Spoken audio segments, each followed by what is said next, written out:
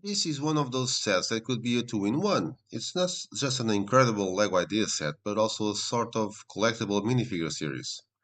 The LEGO Ideas 21358 Minifigure Vending Machine contains 1,343 elements and a retail price of €170 and brings 16 minifigures. And let's start with these. The first, honoring the fan who developed the original idea, Rob Winkle, known as Gustor in the platform. The figure has a double face and is made with common elements. Accessories include a miniature vending machine and a coin. Then we have 8 special minifigures. When this set was selected in the first half of 2024, the Ideas team gave fans a choice of some of the figures. A new color for classic space among teal, pearl gold, magenta, dark azure, and lime. There were also options for the castle with new factions, Kraken and Griffins, or the return of bulls and crows. Well, in the first case, you may have already noticed the colors that were chosen. Will we ever see the others? Maybe, maybe not. But for now, let's enjoy these four with their classic smiles, helmets, and air tanks, including some period accessories except for the biscuit.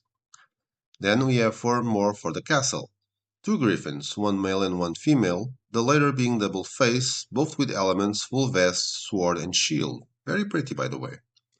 On the other side, the kraken, also with a female and male character, this one a bit pirate-like with a flap over the eye. And then they have a scarf covering their mouths, a round shield with an octopus, a pirate sword, and the return of the special helmet, now in reddish brown. Afterwards, more nostalgia. Fabuland. Since it's difficult to remake the mold of the original characters, I've been suggesting for years a collectible minifigure series with custom versions of these characters. And here they kind of did that with a mess of two iconic ones. Ernie Elephant, in some countries also called Elton or Edward, and Bernard Bear, with a wrench. Both had the same torso, blue, with the large Fabuland letters on the front and a hood on the back. Then another return, Paradisa. I don't think anyone expected this one.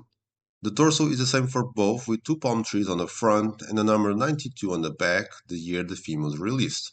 One has a cap, a moustache, and an ice cream cone in one hand and a glass in another. A nice reference to the 6402 Sidewalk Cafe set. Although this set doesn't have a parrot, I believe the female character also represents the same figure from that set. And unlike the 92 version, these actually have printed swimsuits. Finally, the love story. The pirate is bosun Will Cavendish, a pirate introduced in the 1989 set 6235 Buried Treasure, but with book 6055 he was recast as a young pirate and that ends up being the only one without a beard. Remember the prisoner from 6267 Lagoon Lockup? Yep, that was him.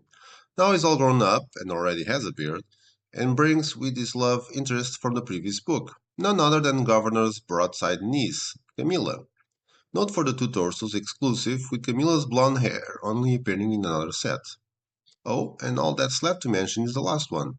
A special, generic figure with a black torso and a Lego idea symbol in the front, and small, and back, large. Accessories include a house and a blue car. Moving on to the set itself, it consists of 11 bags and construction is relaxing and straightforward until you get to Alphabet Point. With the first bag we have the base with an area with tiles that mark the space where the spheres will pass. In all bags we have at least one minifigure to build. With the next bags we'll build some structure inside, namely two ramps, one lower, and another one that could be used for skateboarding, but unfortunately none of the figures came with this equipment, nor even rollerblades.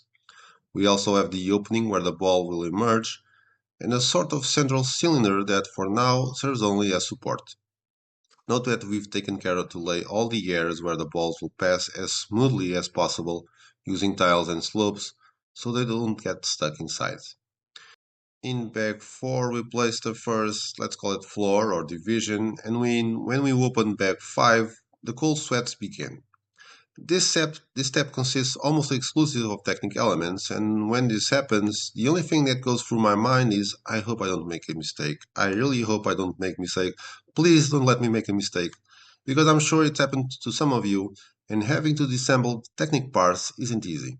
But fortunately, everything went well, and it was a complete learning process, since I assume really vending machines have the same operating system as the mechanisms used here. Some things will only be noticed a few bags later, but the system is designed so that the crank cannot turn the other way, locking itself after the ball is dropped, with the purpose of only starting working again after the coin is inserted, while ensuring that only one ball falls per coin, while this one comes out of the reservoir after use.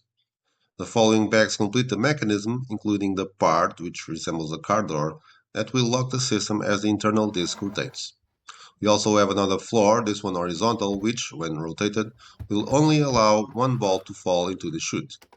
We close the machine with plates covered in tiles, a process that involves three identical construction, but it's so quick that it's not even monotonous. And we finish with a few more tiles and slopes, including the excellent use of traffic signs to ensure the balls slide smoothly to where they need to go. That said, all that's left to do is to add the transparent panels. It almost looks like a blender here. A shaft in the center that, when rotated, mixes the balls, and the lid. Here is the complete set. I just love it. The construction process, the minifigures, the learning about the mechanism. The only downside is the price. It's true that it has some new elements and a lot of minifigures, but it's not a licensed set. Something around 10 cents per piece, 140 ears or 150, seems more reasonable to me. But that's really the only flaw I found in this set. Besides, it not only represents exactly what it was supposed to do, but delivers even more than expected, especially the minifigures. I believe many of these elements will remain exclusive to the set. I don't know if the minifigure pieces will ever appear on Pick a Brick, I really hope so, but even if they do, buying the elements individually will be quite expensive.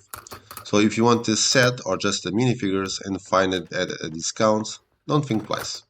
That's my opinion, so I want to hear yours. What do you think about the set? Are you going to buy it? Please leave your thoughts on the comments below. Thank you Lego and the Land for sending set for review. All opinions are entirely my own. I hope you enjoyed it and don't forget to like, share and subscribe to the channel so you won't miss more reviews and speed builds in the upcoming days with new releases from 2025 or even sets have already been retired. See you soon and play well.